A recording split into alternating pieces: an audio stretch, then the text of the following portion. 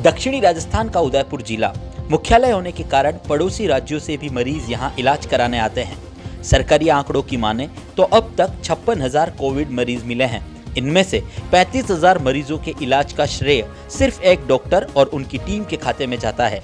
करीब 1.5 साल के इस स्ट्रगल पीरियड में 35,000 मरीजों को देखना और एक भी छुट्टी नहीं लेना ही इन्हें कुछ खास बनाता है। एक दूसरे से संपर्क में आने पर जो बीमारी फैल रही थी उसे मरीजों को छूकर दूर करना इनकी काबिलियत में 4 चांद लगा गया।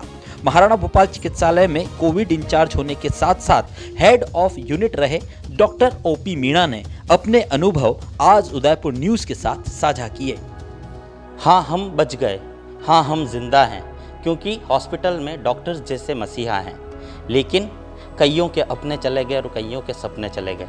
इस कोरोना जैसी महामारी के लुका छुपी में न जाने कितने लोग चले गए। लेकिन जब शहर में मातम पसरा था, चौक चौराहों पर शोक था, स्मशानों में लंबी लंबी कतारें लगी थी, ऐसे समय में सिर्फ डॉक्टर्स थे जिनके पग डगमगाए नहीं और दिन रात आपके लिए और हमारे लिए जगते रहे, सो भी नहीं पाए। हमारे साथ आज डॉक्टर ओपी मीणा सर हैं, जो हेड ऑफ यूनिट हैं महाराणा भोपाल चिकित्सालय में कोविड के।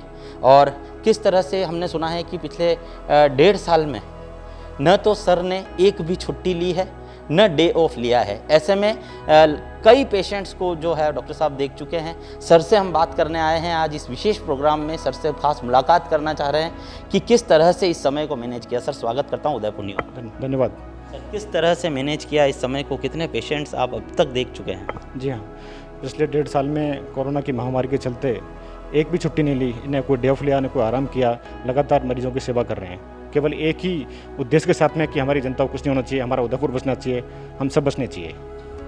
कैसे मतलब परिवार में भी लोगों को, पत्नी को, बच्चों को भी डर लगा होगा कि आप दिन रात हॉस्पिटल में रहते हैं, पेशेंट से आप, क्योंकि जहाँ कई सारे, मतलब ये मुझे कहना तो नहीं चाहिए लेकिन यहाँ पर कहना इसलिए उचित है क्योंकि जब कई सारे डॉक्टर्स ने पेशेंट से भी थोड़ी दूरी बना ली थी।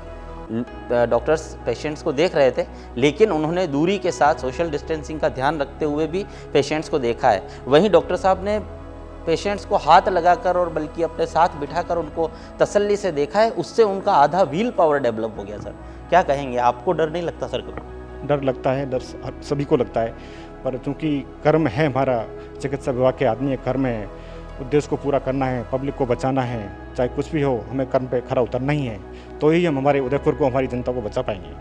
ये कर्म का जो उद्देश्य हमारा पूरा होना चाहिए। कितने पेशेंट्स देख चुके हैं सर अब तक? लगभग हम 1.5 साल की कैलकुलेशन करें।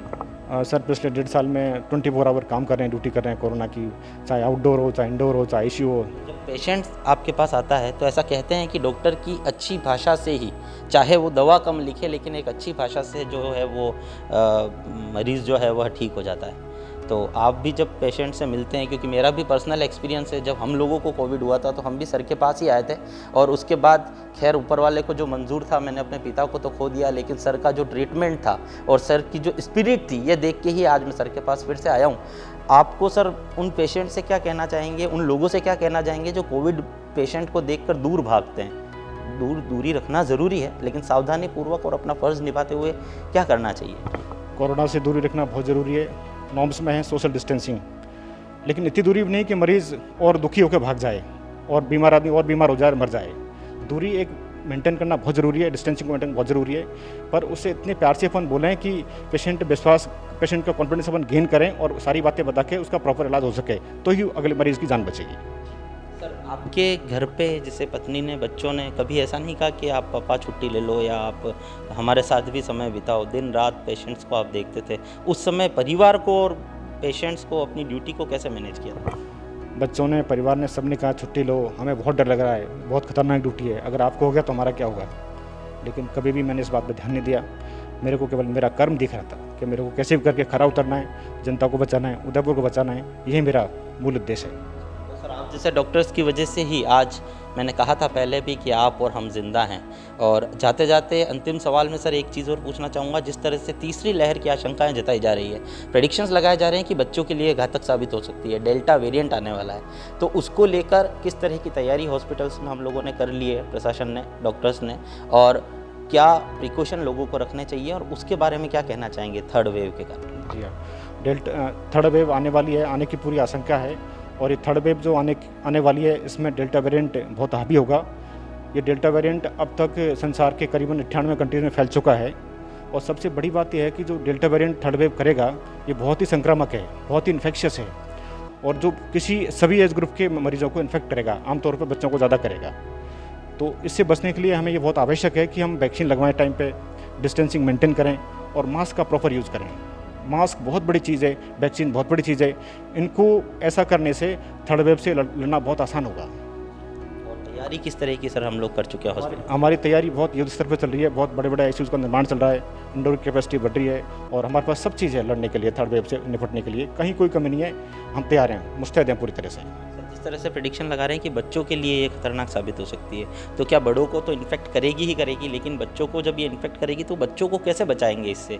कोई रास्ता बता सकें? थर्ड वेव का जो संक्रामक वायरस है डेल्टा वेरिएंट, ये सभी उम्र के मरीजों को इन्फेक्ट करेगा। देखने की बात यह है कि पहले की जो 2 वेव्स थी उसमें बच्चे थोड़े से कम इन्फेक्टिव होते, इसमें थोड़े ज़्यादा होंगे। तो बच्चों को बचाने के लिए बहुत आवश्यक है माँ बाप के लिए कि बच्चों को टाइम पे वैक्सीनेट करवाएं, बच्चों का डिस्टेंसिंग मेंटेन करें और मास्क का प्रॉपर और नियमित यूज़ करें। ये 3 ऐसे हथियार हैं जिनसे इससे बचना संभव हो पाएगा। शायद इसी वजह से राजस्थान सरकार ने भी अपनी गाइडलाइन में मास्क के उपयोग को ज़रूरी किया है, सैनिटाइजेशन और बार बार हाथ धोने पर जोर दिया है, वहीं सोशल डिस्टेंसिंग रखने की भी अपील की है। इन तीनों को अपनाते हुए न सिर्फ हम खुद को सुरक्षित रख सकते हैं, बल्कि अपने समाज को और अपने देश को भी सुरक्षित रख सकते हैं। यहाँ जाते जाते Udaipur news doctor OP Meena जो हेड ऑफ यूनिट हैं कोविड के महाराणा भोपाल चिकित्सालय में, उन्हें और उनकी पूरी टीम को, पूरे स्टाफ को, सभी डॉक्टर्स को साधुवाद देता है, बार बार बधाइयाँ देता है कि आपकी वजह से आज हमारा उदयपुर सुरक्षित है, और इस बात का विश्वास रखते हैं कि आने वाले डेल्टा वेरिएंट में भी डॉक्टर्स की टीम जिस तरह से पहले मुस्तैद रही, उसी तरह से कंधे से कंधा मिलाकर हमारे साथ खड़ी रहेगी और हम किसी भी विषम परिस्थिति से आसानी से निकल पाएंगे।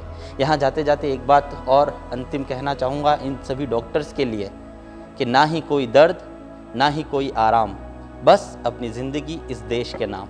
और शायद इसी वजह से पिछले 1.5 से 2 साल में एक भी छुट्टी नहीं ली और 30 से 35 हज़ार पेशेंट्स को देख चुके हैं, और आज भी उसी तरह से उसी जोश के साथ खड़े हैं कि जो भी पेशेंट हमारे पास आएगा उसे हम स्वस्थ करके भेजेंगे। फिलहाल अभिषेक जोशी को सहयोगी कमल वसीटा के साथ दीजिए इजाज़त और देखते रहिए उदयपुर न्यूज़। नमस्कार। दक्षिणी राजस्थान का उदयपुर जिला मुख्यालय होने के कारण पड़ोसी राज्यों से भी मरीज यहां इलाज कराने आते हैं। सरकारी आंकड़ों की माने तो अब तक 56,000 कोविड मरीज मिले हैं। इनमें से 35,000 मरीजों के इलाज का श्रेय सिर्फ एक डॉक्टर और उनकी टीम के खाते में जाता है। करीब 1.5 साल के इस स्ट्रगल पीरियड में 35,000 मरीजों को देखना और एक भी छुट्टी नहीं लेना ही इन्हें कुछ खास बनाता है। एक दूसरे से संपर्क में आने पर जो बीमारी फैल रही थी, उसे मरीजों को छूकर दूर करना इनकी काबिलियत में 4 चांद लगा गया।